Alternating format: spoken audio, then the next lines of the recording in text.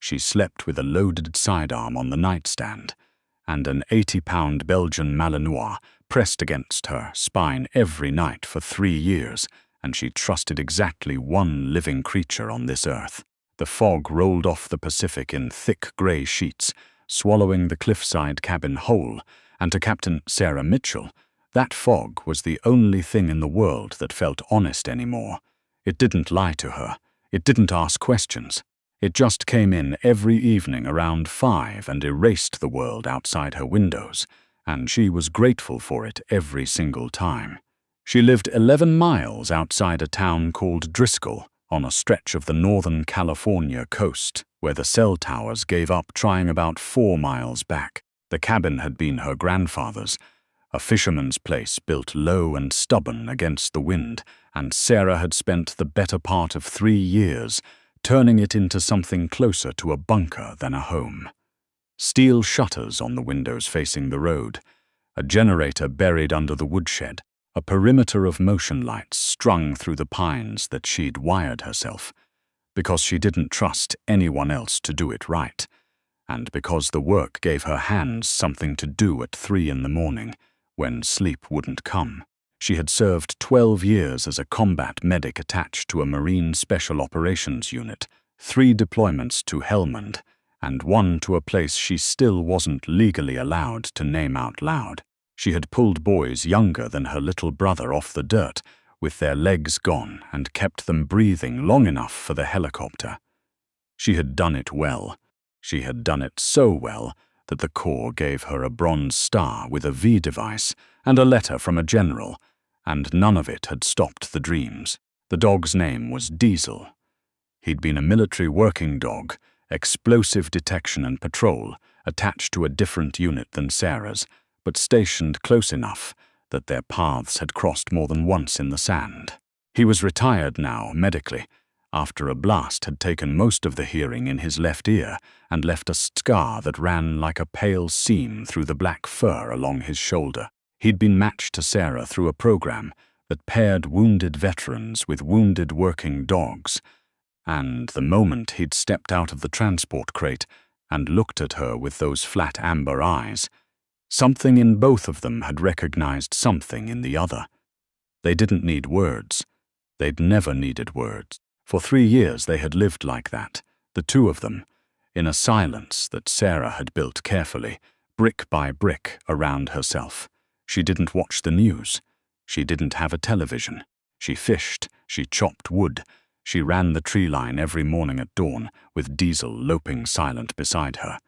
And when the night terrors came, and they still came, 2 or 3 times a week, dragging her up out of sleep with her hands already fighting an enemy that wasn't there. It was Diesel's weight across her chest, heavy and warm and real, that brought her back into her own body. She trusted him with everything. She trusted no one else with anything. It started, the way these things always seem to start, on an ordinary Thursday in March. Sarah woke up with a headache that felt different from the headaches she usually got, from the wine she drank too much of in the evenings. This one sat behind her right eye like a fist, and by the time she'd gotten the coffee going, her vision had a strange shimmer at the edges, like heat coming off asphalt. She told herself it was nothing. She told herself a lot of things were nothing lately, and most of the time she was right. By noon her speech had started to slur, just slightly, just enough that when she muttered a curse at the stuck cabin door, the words came out wrong, soft and wet at the edges. She caught her reflection in the dark window glass and didn't recognize the droop at the corner of her own mouth. Diesel noticed before she did. He'd been pacing since breakfast, a low whine building in his chest, his nose pressed insistently against her hip, then her hand, then her hip again. Working dogs are trained to alert on explosives and narcotics, not on strokes, but 3 years of sleeping against someone's heartbeat teaches an animal things no training program ever could. He knew her baseline. He knew when she wasn't in it anymore. By 2 in the afternoon, the entire left side of Sarah's body had gone numb, her arm hanging dead and useless at her side, and the part of her brain that was still functioning. The part that had spent 12 years diagnosing trauma in the field understood with a cold, clear horror exactly what was happening to her. Stroke. She was having a stroke, alone, 11 miles from the nearest hospital, with a body that no longer fully obeyed her, and a clock that had already started running, and underneath the fear, underneath the part of her that understood she might die in this cabin, a different and somehow worse thought surfaced. If she went down here, if she didn't make it back up, what happened to Diesel? He was a retired military asset with a bite history and zero tolerance for strangers. Animal control would come. They would see an aggressive 80-pound dog guarding a body, and they would not be gentle about it. She had survived 3 deployments. She was not going to let her dog die because of her stubbornness. It took her almost 20 minutes to drag herself to the truck, her right hand doing the work of 2, her left leg buckling every 3rd step. Diesel stayed glued to her side the entire way, bracing his shoulder against her thigh whenever she swayed, an anchor with a heartbeat. She got the harness on him with fingers that barely worked, looped his leash twice around her good wrist out of pure muscle memory, and then somehow, impossibly, got herself behind the wheel. The drive to Driscoll Memorial Hospital should have taken 20 minutes. It took closer to 40, because Sarah's left foot kept sliding off the brake, and her vision kept doubling at the edges, and twice she drifted onto the gravel shoulder before some last functioning piece of her training jerked the wheel straight again.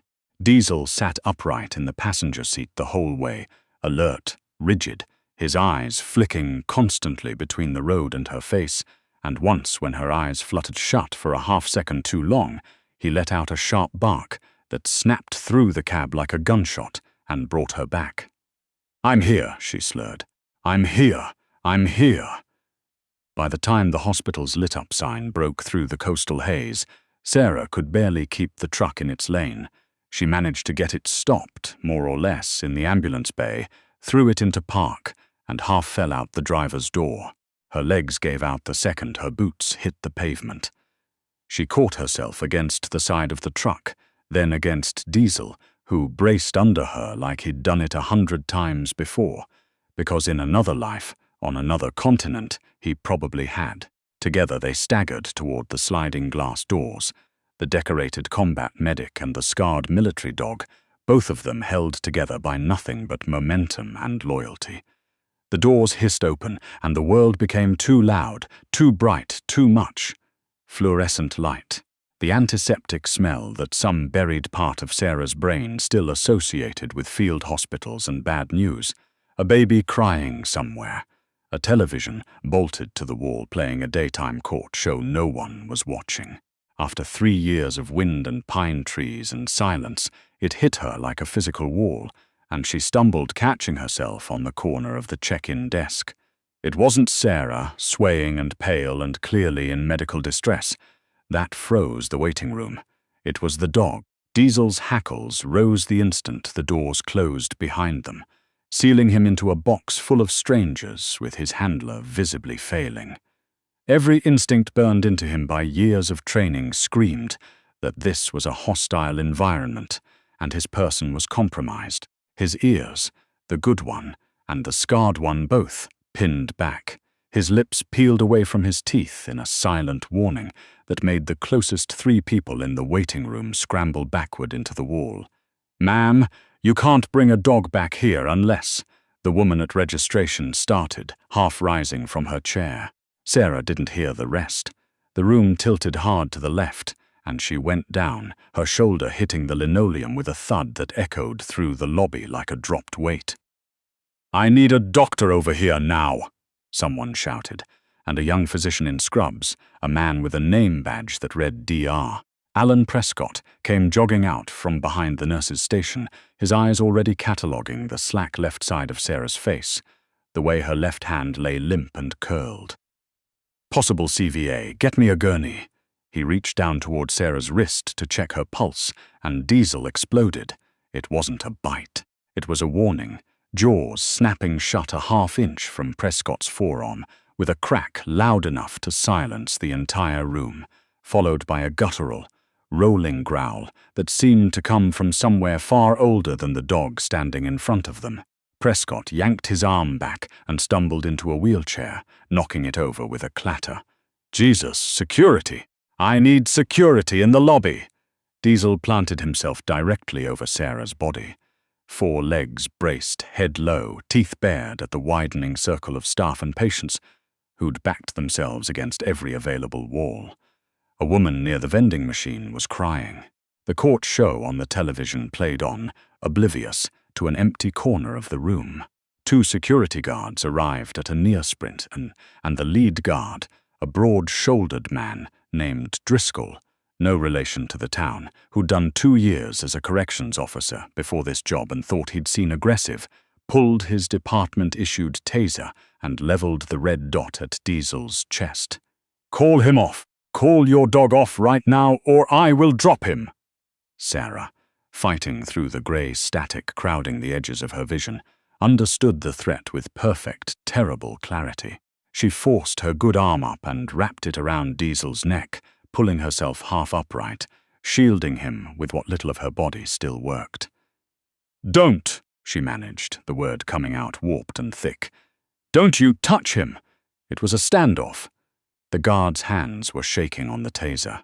The growl rolling out of Diesel's chest hadn't stopped, a continuous bone-deep rumble that vibrated the floor tiles. Doctor Prescott was shouting for animal control, for a tranq kit, for anyone who had a plan that didn't end with someone getting hurt, and the woman's stroke symptoms were getting worse by the second, while everyone stood frozen in a Mexican standoff with an 80-pound dog. That was when the doors to the trauma bay banged open, and a young woman in dark green scrubs came through them at a near run, drawn by the sound of barking and screaming that had carried all the way down the hall. Her name was Olivia Hart. She was 29 years old, a trauma nurse with 6 years on the floor, and the kind of steady hands that came from learning early how to function when everyone else in the room was losing their minds. She pushed past Prescott's outstretched arm without slowing down. "What is going on?" "Stay back, Olivia. The canine's gone aggressive. She's having a stroke and we can't get near her." Olivia stopped at the edge of the small crowd and actually looked, not at the chaos, but at the details. The dog's posture, low and braced, not random aggression, but a defensive formation she recognized from somewhere she couldn't immediately place. The faded tactical scarring along his shoulder, the way his ears, even pinned, kept twitching toward the woman beneath him, monitoring, not attacking for its own sake. This wasn't an aggressive pet having a bad day. This was a soldier doing exactly what he'd been built to do. Then her eyes dropped to the woman on the floor, to the side of her face visible beneath the dog's protective stance, and Olivia's breath caught hard in her throat. She knew that face, not from a photograph in a frame, though there had been one of those too once, years ago, before she'd finally packed it away in a box in her closet, but from a different angle entirely, a memory 4 years old and never fully buried.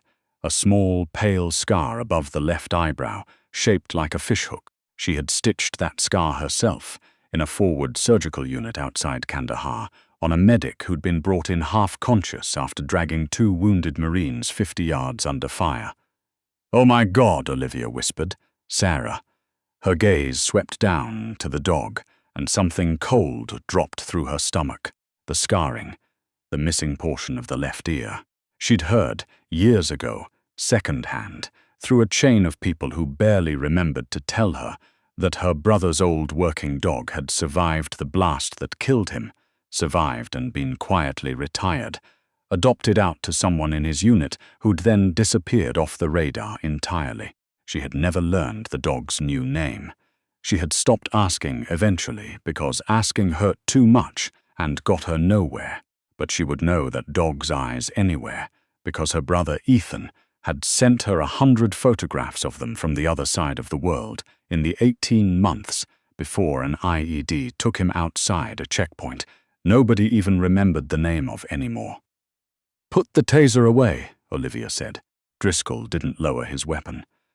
"Olivia, are you out of your mind? That thing is about to." I said, "Put it away." That's an order, Driscoll, and if you don't, I will personally have your badge. Slowly, deliberately, and against every instinct screaming at her not to, Olivia stepped out of the safe perimeter and crouched down, bringing herself level with the dog's furious, snapping jaws. The growl spiked, the dog's full attention swinging onto her, his body coiling. Somewhere behind her, Sarah, barely conscious, tried to pull weakly at the leash looped around her wrist. "No," she rasped. "No, don't." Olivia didn't move back.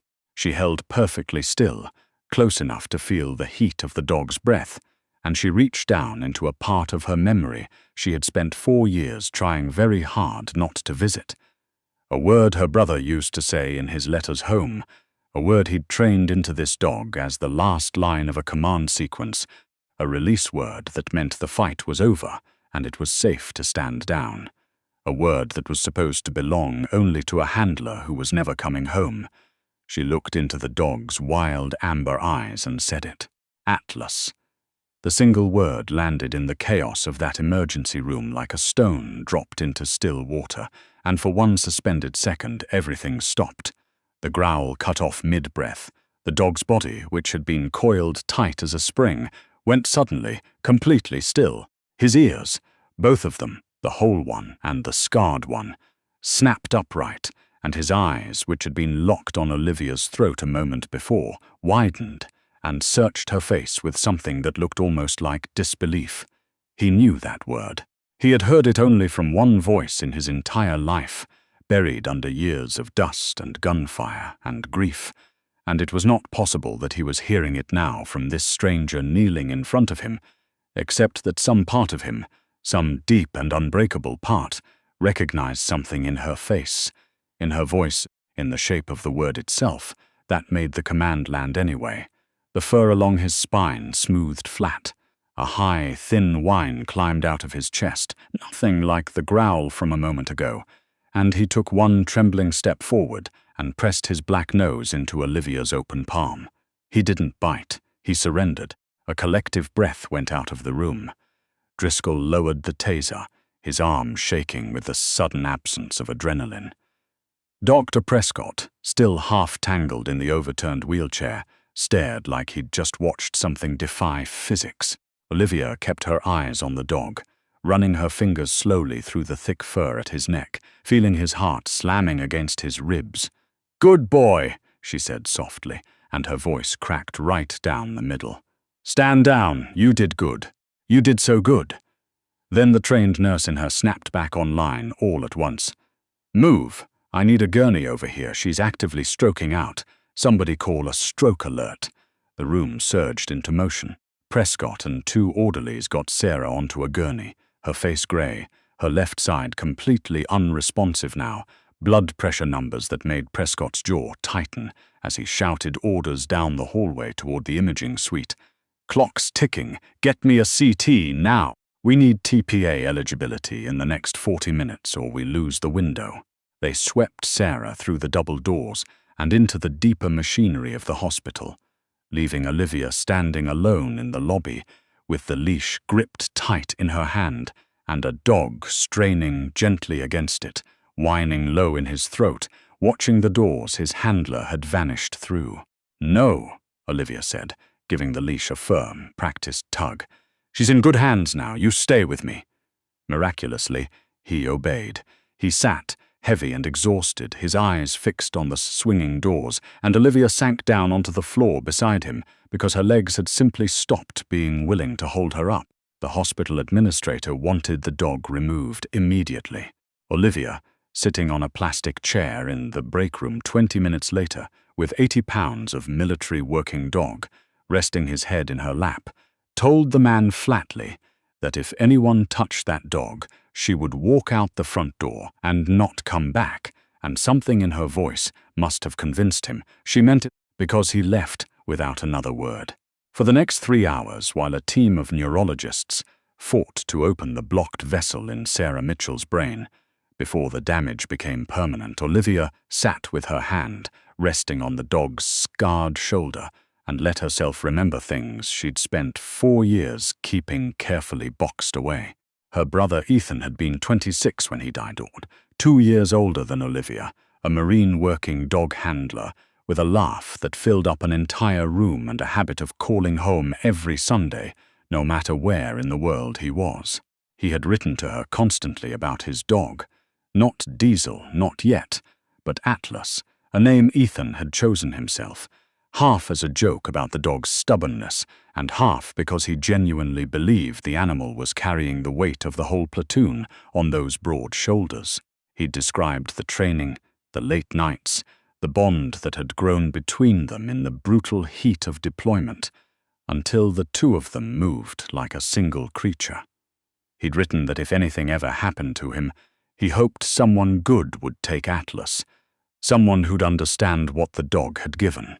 Then the call had come, the kind of call that rearranges every room in your life permanently, and Olivia had been told, in the gentle rehearsed language of casualty notification, that Atlas had been severely wounded, shielding her brother's body, and would be medically retired. She had asked, once, what would happen to him. She had been told he'd be adopted by a surviving member of the unit, and that the details were not something they could share. She had let it go because grief had taken up every available inch of her, and the not knowing had become just one more wound she'd learned to carry quietly. She had never imagined the dog's new handler would walk through the doors of her own emergency room 4 years later, dying, with her brother's dog standing guard over her body. When Sarah finally surfaced from sedation 11 hours later, it was to the particular swimming disorientation of a brain that had recently been fighting for its own blood supply. She came up slow, the ceiling tiles overhead resolving by degrees, the steady beep of a monitor anchoring her back into her own skull. Her left arm and leg still felt distant, wrapped in something heavy and unfamiliar, but they were there. They moved sluggishly when she asked them to. Relief washed through her so hard it nearly pulled tears out of her. Her next thought, immediate and total, was Diesel. "Where's my dog?" she rasped, her voice raw and unfamiliar even to her own ears. "Where is he?" The response was immediate. A heavy weight landed against the edge of the mattress, and a warm tongue dragged enthusiastically across her cheek before anyone could answer her question in words. Diesel pressed his head under her chin, whining high and frantic with joy, and Sarah wrapped her working arm around his neck and held on, burying her face in his fur, her chest shaking with sobs she didn't have the strength to suppress. "Good boy," she whispered. "Good boy, we made it. We made it." It was the small sound of a chair shifting in the corner of the room that drew her attention. A woman in scrubs sat there, dark circles bruised under tired eyes, a paper cup of hospital coffee gone cold in her hands, watching the reunion with an expression Sarah couldn't immediately place, something between grief and wonder. "You're the nurse," Sarah said slowly, the words still coming out slightly slurred. "From the lobby. How did you? He doesn't let anyone near me. He's never once let anyone near me." Olivia set the coffee cup down on the small rolling table and stood, walking slowly closer, her eyes never leaving the dog. "He's an explosive detection and patrol asset," she said quietly. "Extensively trained, highly aggressive toward unknown threats, but he also carries an override, a release command that breaks a fixation, no matter how locked in he is. Only one person ever taught him that command." Sarah's eyes narrowed, the old hypervigilance flaring even through the fog of stroke medication, her good hand tightening protectively in Diesel's fur. "How do you know that? Nobody knows that. His original handler is dead." "I know," Olivia said, and her voice broke on the second word. "Because his original handler was my brother." The silence that followed felt like it had weight, like it pressed the air out of the room. Olivia reached into her scrub pocket and drew out a small, worn dog tag on a tarnished chain, the kind every grieving family is handed in a folded flag ceremony they never wanted to attend, and held it out so the overhead light caught the stamped letters. Hart Ethan J. Sarah stared at the name until it stopped making sense as a collection of letters and became instead a door swinging open onto something she had buried as deep as she'd buried anything in 3 years of silence on that cliff. Ethan Hart. She hadn't known him well. Different units, crossing paths only twice, both times in the chaos of joint operations where you didn't get names so much as nods and shared cigarettes. But she had been there 6 months before the end of her last deployment, on the worst night of that whole rotation, when a convoy got hit and a dog handler from another unit had been carried in on a stretcher that everyone already knew, by the look of him, wasn't going to matter. She had worked on him anyway. She had worked on him for 11 minutes, because that was what you did, because you didn't stop until someone with more rank told you to, and a dog. This dog, Atlas, though she hadn't known his name then, only that he wouldn't leave the side of the stretcher, and someone had finally had to physically restrain him, had stood over both of them the entire time, snarling at anyone who came too close, the same way he'd stood over Sarah today in this very hospital. "I was there," Sarah whispered, the words scraping up out of somewhere she hadn't visited in years. "The night your brother. I was the medic. I tried. God, I tried everything. I worked on him for 11 minutes. I wouldn't call it. They had to physically pull me off." She had braced herself, every cell in her hypervigilant body bracing for blame, for the accusation she'd silently leveled to herself for 4 years, even though she'd done everything right, even though some wounds simply could not be fixed no matter how good your hands were. Instead, Olivia's hand came to rest, gentle and warm, over Sarah's good one. "I know you tried," Olivia said, tears running freely now, unhidden.